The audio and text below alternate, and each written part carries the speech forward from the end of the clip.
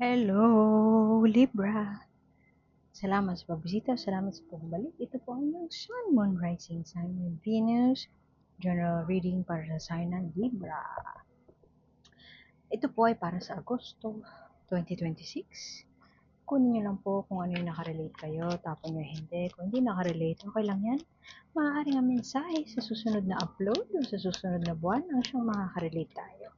Pero naniniwala ako meron at merong dahilan kung ba't tayo napadpad dito.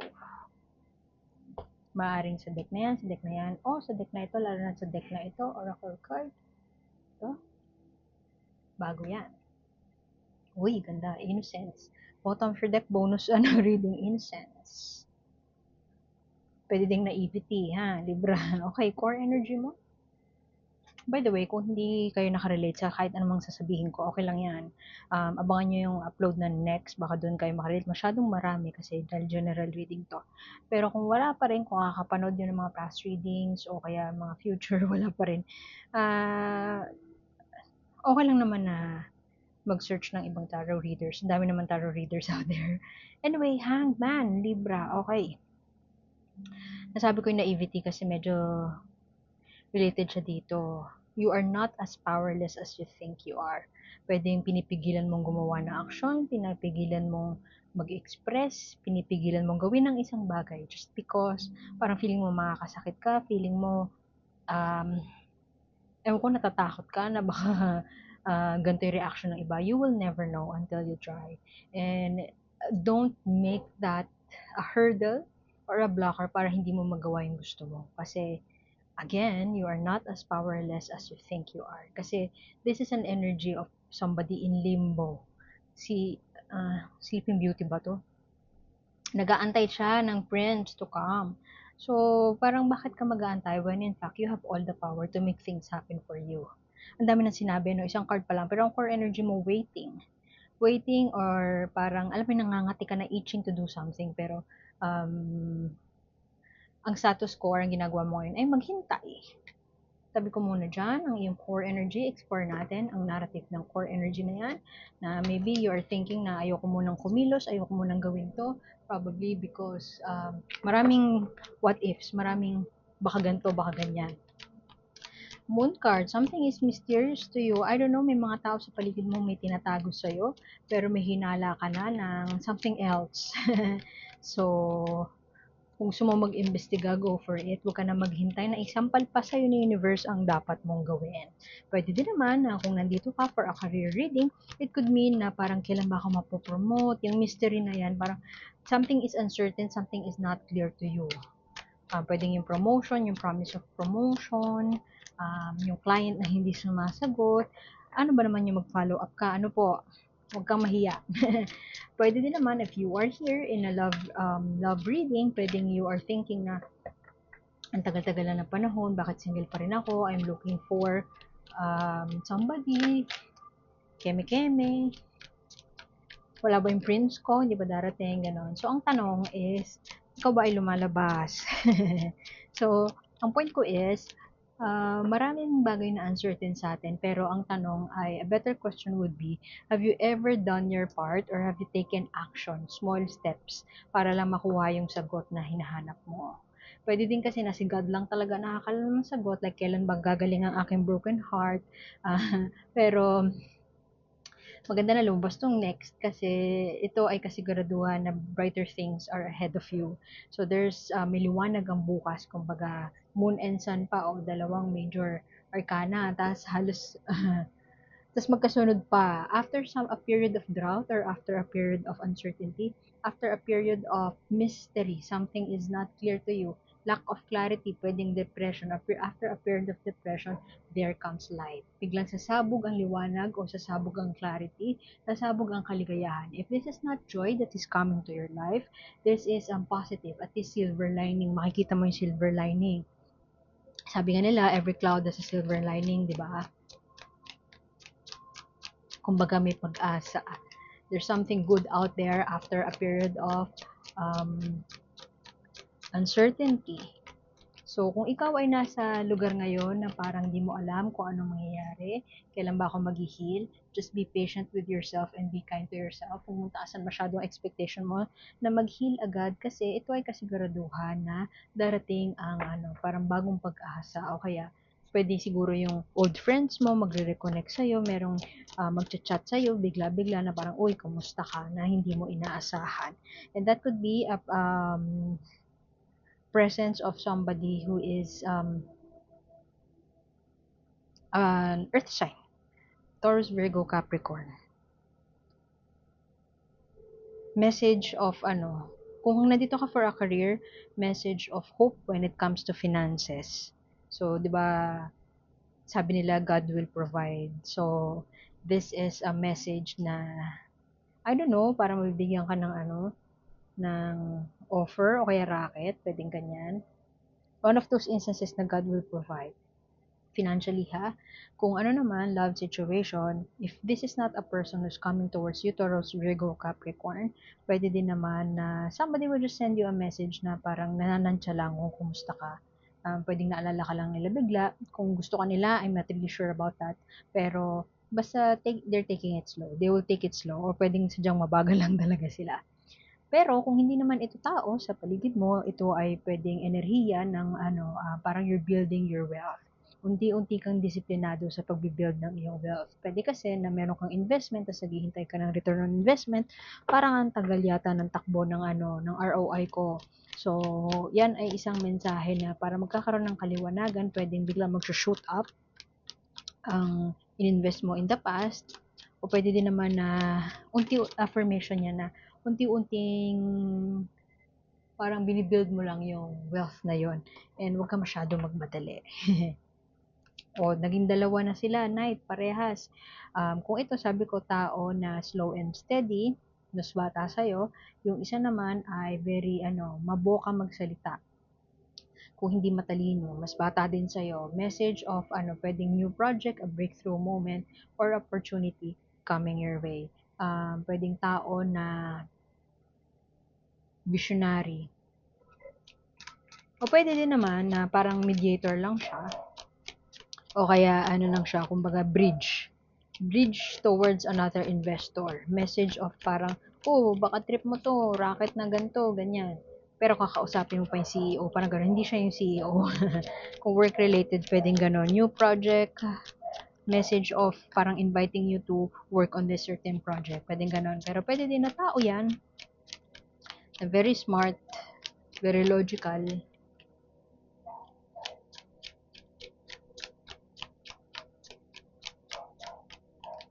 Kung ikaw naman ay, kung yung uncertainty na to ay sa career path mo, pwedeng yung dalawang yan ay enerhiya mo mismo. Alam mo na you have the talent, you have that intellect, you have that logic, and you are the voice of reason sa mga tao sa paligid mo. At yung talent mo na yon at ikaw ay humble, grounded, at secure. So, parang hindi ka impulsive pagdating sa kaperahan. Hindi ka basta-basta gagawa ng papusok na gawain. May matalino ka and hindi ka basta magpapadalos-dalos. So, pwedeng yung energies na yan ang siyang, kumbaga, weapon mo to navigate this uncertainty. At yung positive na sabi kong parating from the sun, na energy ng sun, positive news, ay parang marireinforce dahil you have this talent, yung energy ng dalawang yan. And pero night ka pa eh. Kung ikaw yan, energy mo yan, at hindi yan ibang tao sa paligid mo, night ka pa. Hindi ka pa king or queen. Ibig sabihin, hindi mo pa fully na ma-master yung mga talento na yon. And pwedeng, how to navigate that uncertainty is para i-practicein mo yung talento na yan. Yung talino at yung galing mo sa pag-handle ng pera. Kung business ito, medyo tricky siya kasi syempre may involved na risk when it comes to putting up a business, no? So, pwedeng yun yung parang dilemma mo, pwedeng dun nanggagaling yung uncertainty para baguhin yung mga ganap mo in life, lalo na kung maraming uncertain sa'yo ngayon. O, Tower. Ang daming major arcana sa deck mo, Libra. Pero maganda kasi, ibig sabihin nito, there are parang highlights o kaya malaking big things are coming your way. Pero syempre, like any other big thing, hindi yun dadalhin sa'yo hindi yun parang may trade-off yun. Hindi siya basta-basta ibibigay sa'yo on a silver platter. Pwedeng kailangan mong paghirapan o kaya pwedeng kailangan mong trabahuhin or kailangan mong ma-discover. And kasama yung journey na yun um, kasama yun sa journey mo, yung pag-discover ng part of yourself na, may talent pala ako sa ganito, kaya ko palang gawin to. Kasama siya sa proseso, kasama siya sa learning process. So with the tower right here, this could mean something has to be taken away from you muna. Pwedeng something unexpected change. Example niyan, kung career, example niyan mawawala ng trabaho, mali-lay off, o kaya naman may mapopromote na somebody na hindi deserving. Tas parang sampal sa mukha yun na parang, I have this talent, I am good enough to be here. Bakit may ibang tao? So yung hatred na yun, o kaya yung disappointment na yun ang magiging fuel para totally umalis ka na dun sa sitwasyon na hindi na healthy for you. Yun ang tower moment. In a relationship, a tower moment could mean a breakup. Something basta sudden upheaval siya.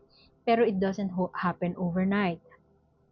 Halimbawa, breakup nga, no? Alam mo sa sarili mo, may mga signs yan eh. Pwedeng hindi na kayo nagkakasundo, may konting realization, may kutob na hindi pala kayo compatible, pero for the longest time, pwedeng hindi mo pinapansin o kaya hindi mo masyadong pinagtutuunan ng pansin. And so, dahil hindi mo pinapansin, si universe ngayon ang mag-step in para iparamdam sa'yo na, hoy, para masyado ka naging komportable dyan. Ganun. So, kaya siya sudden upheaval, divine intervention siya. So, pwedeng kakaupo mo, kakaisip na kailan ba ako makakaalis dito, something is not clear to me, nade-depress na ako, examples ng mga circumstances ng moon card, dahil inupuan mo lang siya at isip ka lang ng isip, paikot-ikot ka lang, nag-overthink ka lang, kakaisip kung ano kayang gagawin mo pero hindi ka gumagawa ng action, dahil ang tagal-tagal mo daw, the universe ang gagawa ng paraan para na umalis ka na sa dapat mong alisan o kaya para tanggalin na sa buhay mo yung mga bagay na hindi na dapat nag-stay pa sa buhay mo. So, yung ibang tao nagagalit o kaya hindi man nalulungkot sa paglabas ng tower sa kanilang reading kasi hindi maganda yan usually. Hindi siya maganda na scenario. Pero, lagi pag nawasak na ang lahat, doon ka makakapagsimula muli. So, there's a silver lining nga, kumbaga, when the tower comes into your reading. Kasi merong bagong simula, kumbaga. May bago ka ma-discover sa sarili mo, mariredirect ka sa path na hindi mo akalain na kaya mo pala, mariredirect ka sa path na hindi mo akalain na magiging ganun ka, alam mo yun. Kaya 'di ba halimbawa yung iba, 'di ba pag nag-break parang sa sobrang sakit ng breakup nila, ang ginagawa nila nagjo-gym o kaya nagpapaka-healthy and then gumaganda, kumbaga balikan yung dog program, yung mga ganyan, 'di ba? O tas parang nagta-transform sila into somebody better than yesterday. So yan ang tower. You will be transformed into something or someone na hindi mo akalain na parang wow, it has been better. So, kumbaga proseso siya, kasama sa proseso. Ang daming tao sa paligid mo na parang gumugulo, pwedeng gumugulo sa isip mo. Kasi tingnan mo night na naman to, pero reversed. So, in your pursuit of parang dahil gusto mong malaman ang sagot sa mga bagay na bumabagabag sa'yo, you run the risk of doing something na hindi pinag-isipan. So, ingat ka sa pagpapadalos-dalos o pagmamadali. Halimbawa, gusto mong malaman kung bakit na-promote si ganito at hindi ikaw. Ngayon, kukumprontahin mo yung boss mo. Huwag ganun. So yan, energy. You run the risk of doing something ridiculous para lang magkaroon ng liwanag yung mga bagay na hindi malinaw sa'yo. So give your time or give yourself the permission to grieve and accept with grace. Give yourself that grace para tanggapin yung mga bagay na binibigay sa'yo ni God. Kung naniniwala ka sa Diyos. Kung di ka naniniwala sa Diyos, binibigay ni universe. Dahil na yung tower, kung may isang pal sa'yo, have that grace. Be gracious enough para tanggapin yung sampal na yun. Kasi, tingnan mo to, Five of Cups, ipipresenta sa'yo ang something positive. May darating sa'yo na pwedeng swerte or kaligayahan or basta positibo. mabibigyan ng liwanag. Kanina ko pa sinasabi, silver lining. Pero you run the risk din of mag-focus doon sa kung ano yung nawala sa'yo from the tower. Kung ano yung nawala sa'yo. Pero hindi mo nakikita, meron ka sa likod mo na dalawa pang cups na nagbe-bear ng flowers. So, there's something blossoming behind you na hindi mo napapansin kasi masyado kang focus dun sa kung ano yung nawala sa'yo. So, labasan mo yung point of catch yourself when the time comes na nag-focus ka doon sa negative na nangyari sa'yo. Doon sa inalis sa'yo, doon sa tinanggal sa'yo. Pwedeng work yan, pwedeng love situation. Kasi know that you are being redirected to something better. O, Seven of Swords. Kung tao nakarelate ka doon sa kanina sinabi ko tungkol dito, yung mag-message sa'yo, teka, excuse me, inom lang ako.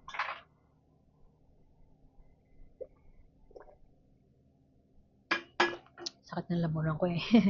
Yung magme-message sa'yo na, oh, may racket dito, ingat ka na aralin mong mabuti.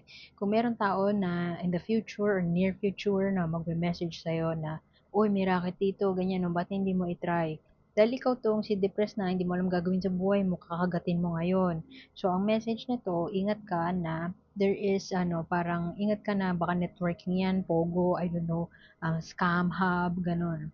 Ingat ka na may pandaraya doon sa message na ibibigay sa'yo. Ngayon, kung energy mo naman yan, kung nakarelate ka doon sa sinabi ko kanina na enerhiya mo to na stable, slow and steady lang, work lang, diligent or disciplined to persevere or do your um, ano be hardworking sa trabaho or sa pag-handle ng pera. Ingat ka sa mga budol people around you or sa mga tao na out there to cheat on you o kaya out there na mag-o-offer sa'yo ng isang bagay na too good to be true. Mag-ingat ka sa mga too good to be true na mga offer. Pwede kasi na you run the risk of mag-invest sa isang bagay na hindi mo naman inaral ng mabuti. So yun no, padalos-dalos. Huwag ka magpadalos-dalos. Aralin mo maigi.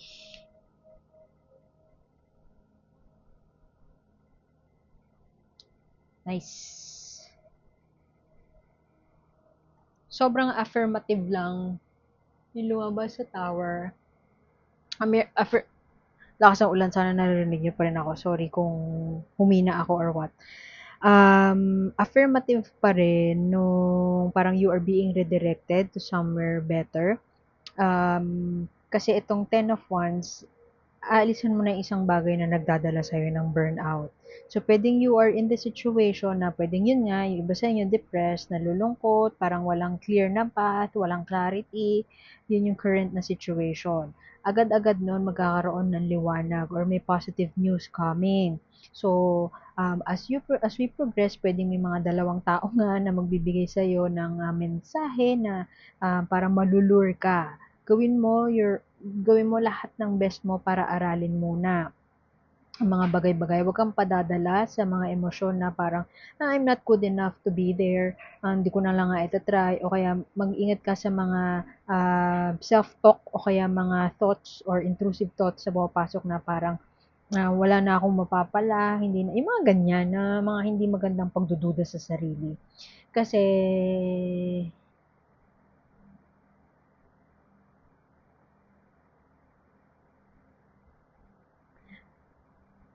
ma-attack mo lalo. Ma-attack mo lalo yung mga, ano na yan eh, mga bad juju na yan. The more you, the more na paniwalaan mo yung bad juju, the more na ma-attract mo siya. So, mas magiging vulnerable ka sa mga tao na pwedeng mapanlin lang. So, babagsak ka to zero, parang lalo ka lang madedepress.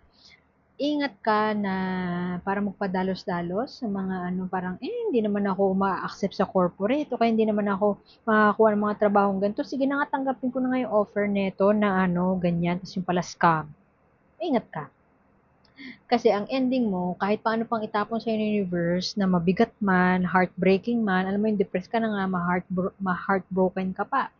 So, at the end of your reading and clarifying these energies, don't forget to use your talent. Huwag mong kalimutan kung sino ka. And i-feed mo lang yung utak mo na you are good enough and you are deserving enough to have this joy. Huwag mong kalilimutan na nandito ang sun sa reading mo. The sun is the most positive card in tarot, at least para sa akin. Huwag mong kalilimutan yon. So, huwag mong i-entertain yung thought na you are never good enough to receive a successful parang project, ganyan. Kasi deserve mo yon.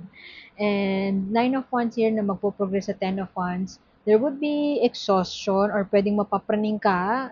Yung iba sa inyo, pwede kasi na talaga magda-diagnose kayo ng, I don't know, some mental health issue or disorder. Pwede nga psychosis eh. Schizo, pwedeng ganon.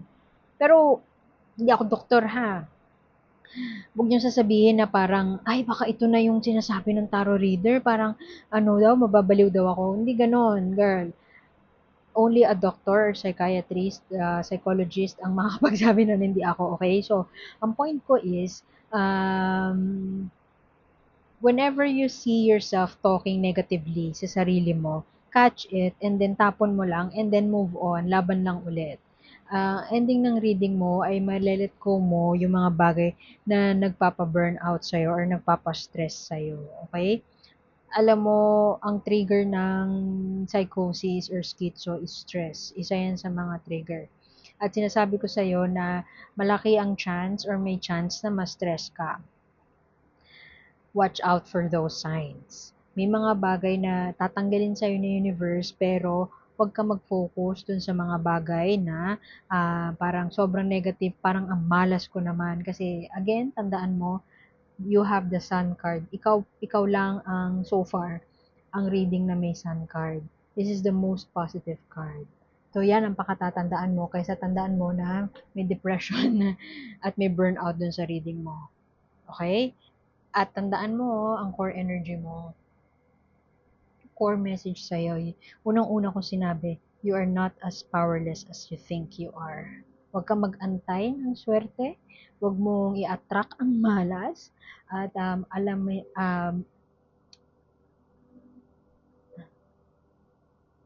know na you have the power. And nandyan ang sun. Okay? Kuha tayo ng message sa'yo ng universe. Advice ng universe, babasahin ko ang guidebook. Sticky ang cards. Anong message? Okay. Ay, labas ng labas to. Ay, speaking of labas ka daw. Umalis ka muna dyan sa kastilyo mo. Pwedeng nagtatayo ka ng walls around you. Hindi ka nakikipag-socialize. Labas-labas din. Pag may time. Para you're not living in your head. Kasi yung mga, pag hindi ka nakakasalamuha, yung mga nakikita mo online, feed mo na lang sa utak mo, and wala ka na makikitang ibang perspektibo para mag-iba yung pananaw mo o magkaroon ng fresh na insight on how to navigate uncertainty. Kasi yung mga tao sa paligid mo, kahit yung mga makita mo lang sa daanan, sila mismo ang magpapakita sa'yo ng mga pwede mong i-explore. Wala lang gusto lumabas. Ituloy na, basahin ko na lang yung guidebook niyan. Isolation yan eh.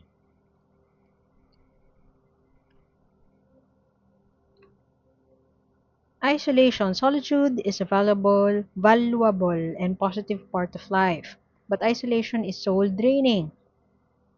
Taken too far, solitude becomes loneliness and isolation becomes a habit. If you don't share your thoughts and feelings with others, they echo back and forth inside you until you can't turn them off. Only you can break free of the pattern of isolation if you've made it clear you want to be left alone. Change the signals you're sending out if you want companionship. Light meaning, it doesn't have to be all or nothing, all solitude or all society. Let the right ones in. Dark meaning, if you always say no to invitations, people will stop asking you. So, yun na nga, labas-labas din daw. Okay, like, share, subscribe lamang po. Iwan ko na yun doon. Sana makita ko kayo ulit next time. Ako po si A and see you soon. Bye-bye!